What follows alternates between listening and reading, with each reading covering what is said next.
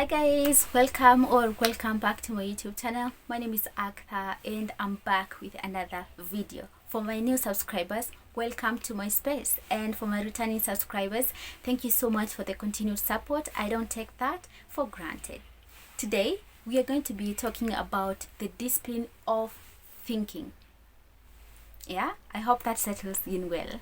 Well, the power lies in here, in your mindset, and we're going to be talking that just in a few, so don't go too far, and see you in a bit.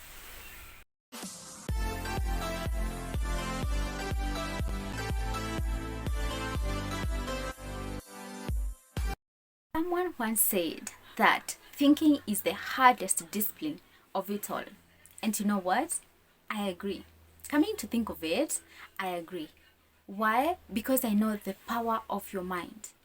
The power that lies in here is way stronger than anything else, because if you set your mind to do something, if you can change your mindset and set it to do something, you can literally change or do anything.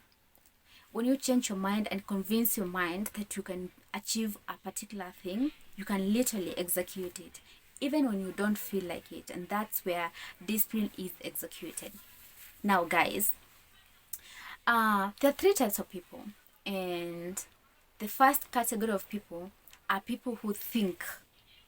And now, I know you're thinking, well, everybody thinks, we all think. No, I'm not talking about that. I'm talking about critical thinking. And the first type of people, the thinkers, are the minority. They are the least percentage of people that we have. And it will make sense in a bit.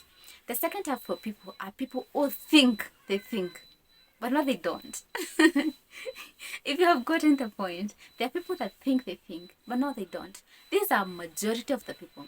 They think that they're thinking, but no, they are not actually. I mean, critically. They're not taking time to think about a certain problem critically so that they can come up with a concrete solution. The third category of people are people that they don't even stress themselves with this all thinking and all that. They don't, And these types of people, the difference between the three types of people is only one. Why? Because the first category of people take their time. They take their time to think through a certain problem. Let me give you an example. Let's say you own a company or you own a business, and you know how business can be. If you've done business, you know how challenging it can be.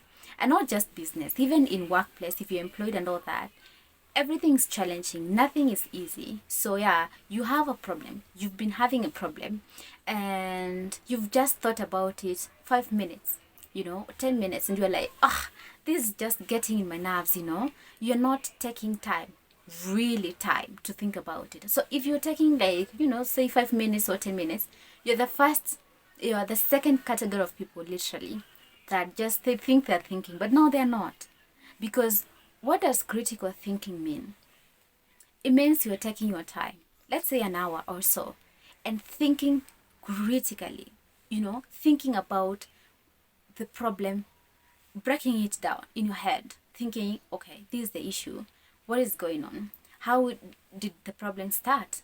First off, okay, what are the damages that it has caused me already? Okay, what are the possible solutions of this problem?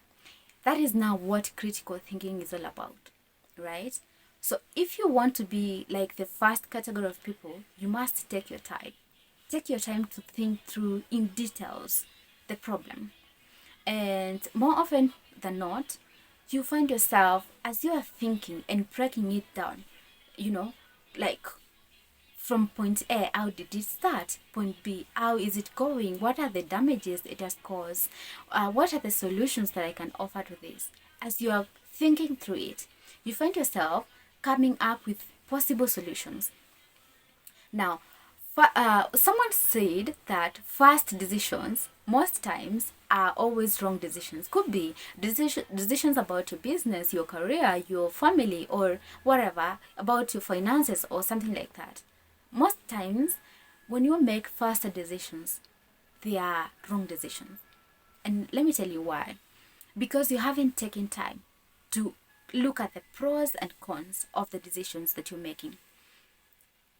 That's why I'm saying that you are supposed to take longer time thinking through the solution.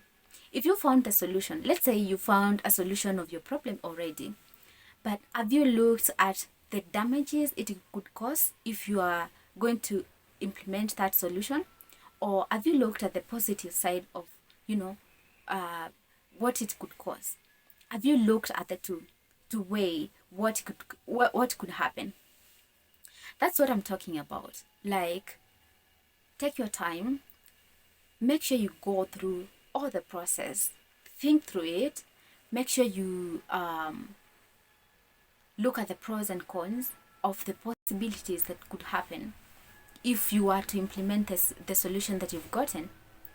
The more time you take, the longer you take when you are thinking about a particular problem or a particular solution that you've gotten already, the clearer it gets. Is it important for you to take time to think about something critically? It's because as you take time, the longer it takes for you to think about something, the more you activate your subconscious mind, and then eventually you trigger your intuition. And you know what that means? That means that you're going to come up with, different ideas, solutions to this problem. And then you're going to weigh situations, like you're going to weigh the solutions that you have. And have the time to look at the possibilities, what damages it could cause if you were to implement the solution that you've gotten. All right? I hope it makes sense. Sometimes you can always write down. Sometimes when you haven't found the solution yet, you can always take a piece of paper or, a notepad or something where you can write down. Make sure you write down the problem itself. How did it start? What's going on? Every detail of it. When you're writing down, you find yourself, you will get the solution from you writing down. I don't know whether you have experienced this before, but if you've ever written down any exam, you will know how this one you relate to what I'm saying. You've written down an answer and you are not sure of how you want to put it, but then when you're writing it, you're writing down the answer, you find that you're finding words to write. You're finding, like, your head is constructing the sentence for you. I don't know whether you've experienced this before or you haven't. Any person who has written down any exams, whether it's, I don't know, any exam, any exam at all, you relate to this. You didn't know the answer initially, but when you're writing down, as you're writing down, ideas are coming in your head, and now sentences are being constructed and you have something to write down. That is the same way. When you write down the problem, you find yourself getting ideas and solutions to the problem eventually. So yeah, writing down helps. It helps a lot. Although sometimes could be when you write down, you haven't still found the solution to the problem. So what next? What else would you do? Personally, I know that we have different types of people, where there are people that share. You can share it with someone that you trust, that they can give you a reasonable answer, a reasonable solution. And there are people that you really cannot share the problem with. I don't know whether you found people where you share them with you're passionate about something and you share it with them, and then they ask you, and what are you going to do about it? Like, duh, I told you all these things because I wanted some help, And so yeah, be mindful of who you share what with, because there are not very many people that can, think critically and come up with a solution. Not very many people. They're just a few. So make sure you know the person that you're sharing with, they are going to help you. In addition to that, embrace skepticism. And what do I mean by that? Embrace people challenging your ideas. If this is what your solution is, share it with someone and let them now challenge your idea from that angle. Like, you've told them, you know what, this is the problem that I was going through, and I think this is the solution to the problem. And let them now tell you what they think. if there are people that think critically, they're going to challenge your idea and they're going to tell you, you know what, this is what could go wrong. This is what I think about this. No, this is not supposed to be like this. Why? Because they are thinkers. They are critical thinkers. They're intellectual thinkers.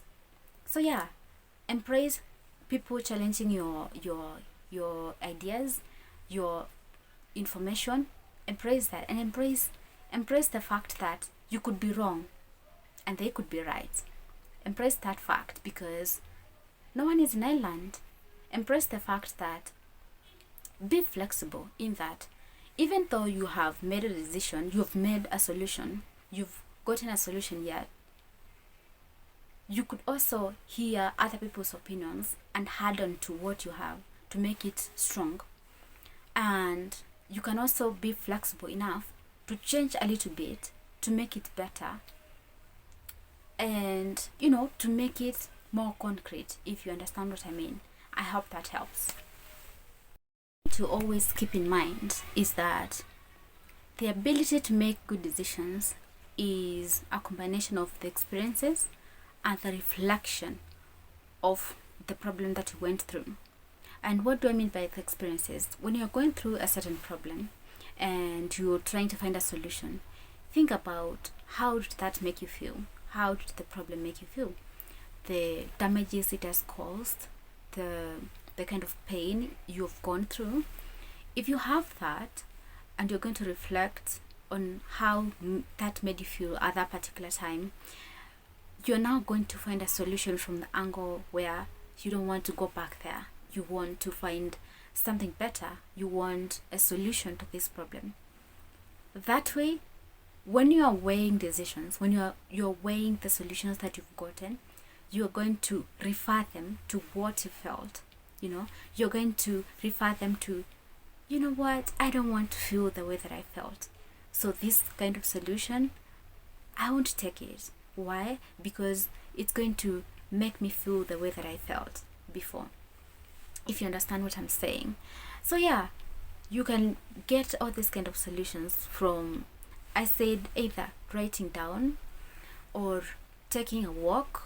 Take a walk or jog, go running, change your environment, and it will make you gain new ideas on how you can find solutions, or talk to someone. Make sure that you find a solution and you allow people to scrutinize your ideas so that you can see the good and negative part of it.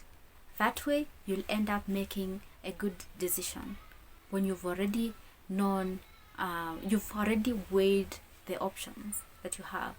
So yeah, I hope it helps. That is it for the video, guys. Thank you so much for watching. Make sure you tell me in the comment section what was your takeaway for today, and if you learned something today, make sure you tell your friends, you share it with your friends and everybody, guys. This is an information that we need to share and share and share. Many people are supposed to hear these things so that they can improve on the areas where they haven't improved. Thank you so much, and see you in the next video. Until then, take care.